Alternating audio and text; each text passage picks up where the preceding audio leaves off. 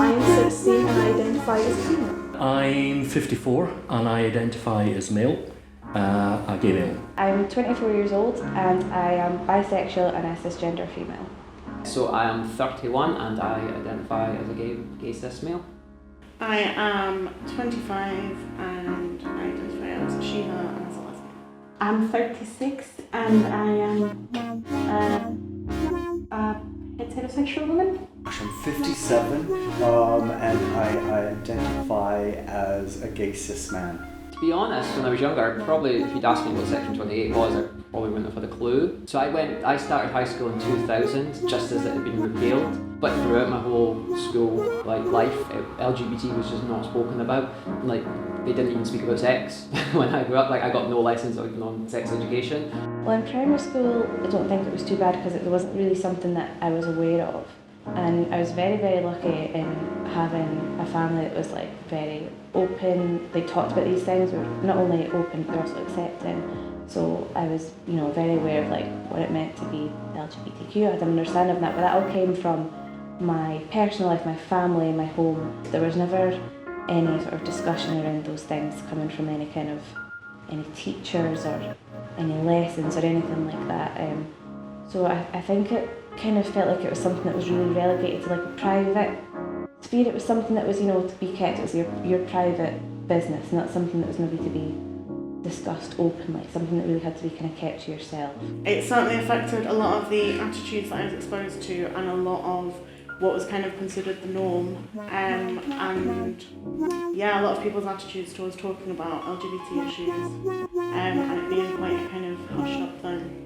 I grew up in the States, so we didn't have Section 28. Homosexual behaviour was illegal and you weren't allowed to talk about it in school. So there was just this real sense of something wrong with you if you were gay. So I did a lot to try and hide when I was growing up. I went to school in Dundee before I moved to London in the 1980s. So in the 70s, when I was at school, there was nothing. If you were gay or lesbian, I wouldn't even start on trans, there was nowhere to go. There was the gay and lesbian switchboard, as it was at the time. It was based in London. You had to search for that number, and then you were put in touch with someone. They had names of people, contacts of people in various different areas that people could contact to start making friends. If you were under the age of 18, certainly there was nothing. There was one pub in Dundee at the time called the Pleasance. It used to be up on Lochie Road, and at one end you had people from the tenements that lived there, and at the other end in the snug you had the gays. I think it's a lot more accepted than it was back then, because I was in college today and I was speaking to someone and I was telling them about my sexuality, and they were gay themselves, and they'd said he would have been too scared to come out 20 years ago.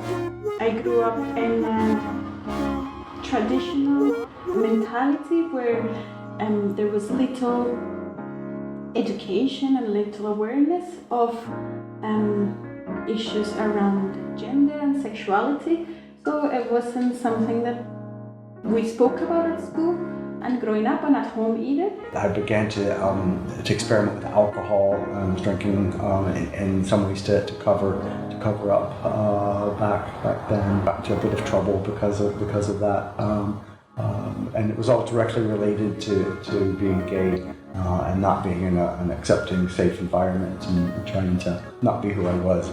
So it definitely impacted my mental health. Trying to keep that a secret from everyone. I fought a lot against it internally and tried really hard not to be who I was. What I always found really strange was my aunt is gay, and I just assumed growing up that was perfectly okay for women to be gay, but I was even scared to tell my auntie who's gay that I was, because it was different because I was a guy.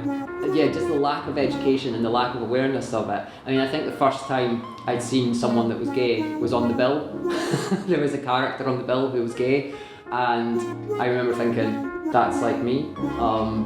So I think it did massively affect me. It was a kind of, people would speak about it in amongst friends, but it was not something that was ever kind of formally acknowledged in conversations about relationships, and sexual health education was all just focused on being heterosexual.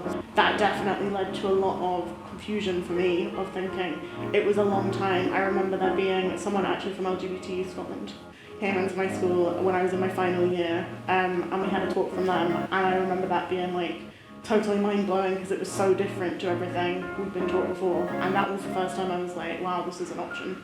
I mean, I didn't come out until I was 18, and I think in high school, I think I wasn't even, if the discussion had been there before, I think I would have realised a lot sooner. It really took me until I was about 16, 17 before I actually realised I was bisexual, and I think that would have come a lot sooner if I'd been more aware.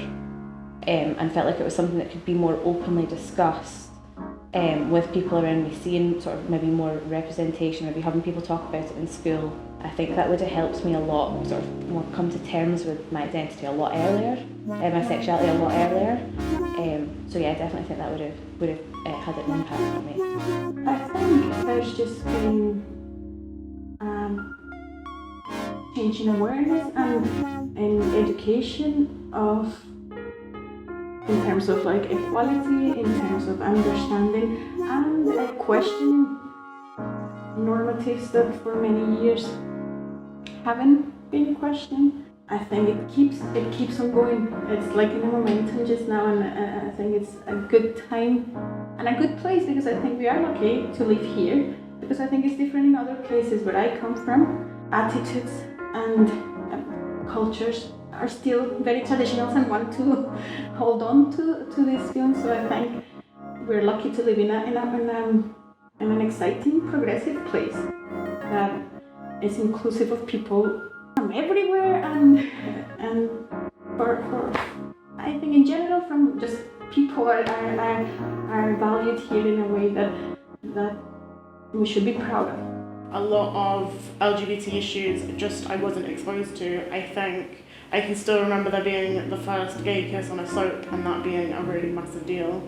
And I think so it wasn't something that I was really exposed to, in terms of there wasn't any kind of TV shows and things that had gay characters, because it just wasn't really a thing. I think that all came from this attitude of it being something that needed to be kind of hushed up. It wasn't something that was okay to talk about. I think certainly within school it just wasn't ever mentioned. Even though it weren't for a lot of the time I was at school, it was after Section 28 had been repealed. I think it still was a bit like people were just erring on the safe side of not speaking about things. So I think that certainly had an impact, and I think it did mean that for a long time I was just very kind of confused. And I think now when I look back, probably if I'd seen kind of gay characters in TV shows and it had been part of kind of mainstream media, I would have much earlier on gone, oh, okay, that's what I identify with. I think for a long time I just felt like there was something very different and very wrong about me, and I didn't really know what it was. Well, it would have just caused so much repression, self-hatred and doubt in all these people. So, young children growing up, realising they're gay, realising that they're transgender or something like that, not being able to talk about it, that's one of the, it's isolating enough growing up, being a teenager, but feeling different for any reason. But when it's something that could make you like a target for such hatred and discrimination, to not be able to seek help through the appropriate channels would have just been so awful. It will have led to such, like depression, suicide, and there will be so many lives that will have been lost within the community as a result of Section 28. Things are so different now. The fact that there are LGBT plus groups in schools, I just, as somebody at my age, thinking back to when I was in school, what that would have been like to have that kind of visibility. So it's just amazing. People who are not famous, I think, less and less realise what a step it is to actually come out. I would say to myself, don't worry at all about what people might or might not think, just do it. Be yourself more. Just talk about it more, because if I was more open about it, I certainly know that some of my friends would have been. If I had come out when I was younger, I know that would have maybe started the ball rolling for other people. Would have been felt like we could talk about it a lot more, and just have the confidence to do it. I never had the confidence to do that because of that attitude. And if I could go back, it'd just be, just you will be supported. There will be that out there. It's such a cliche, but I think I would say it gets better. To reassure myself that actually the most important person whose feelings I need to think about is myself, and my feelings about myself. I think that actually for a long time I think the most homophobic person in my life was me, and so I think to actually sit down with myself and say, look, this isn't okay that you're harbouring all these kind of negative feelings, I think would be what I would have to do, and then just sort of give myself a hug and be like, you're okay. One incident when I was in third year, I went into the library and there was a bunch of guys, like my friends, we were all looking at some girl group, some girl band in the newspaper, and they turned it around and they asked me to say which one I thought was the hottest, and I got so scared because I thought if I pick the wrong one, they might think I'm gay, or they might start asking me questions. And I pointed at one and they all agreed, so I was like, phew. But I remember in that moment being so scared, and I think I would go back and say basically like, that cheesy line of it gets better, like don't worry so much, you'll be fine. Girl, just hold on, things will be fine. Yeah, just to reassure that things will get better. There's a world out there. It wasn't until I went away to university later and met people like me that things really began to change. People will start to realise that we do exist, and we can't control being transgender or pansexual, lesbian, gay. Any sexuality really is just something we can't really control. I think there needs to be a lot more awareness done, especially around sort of trans and non-binary, for support in schools. I think also schools have a duty to educate pupils about this and about LGBT families and relationships and the fact that they're not any different. But I think definitely around gender identity and expression, that really needs to be taught in schools in some way.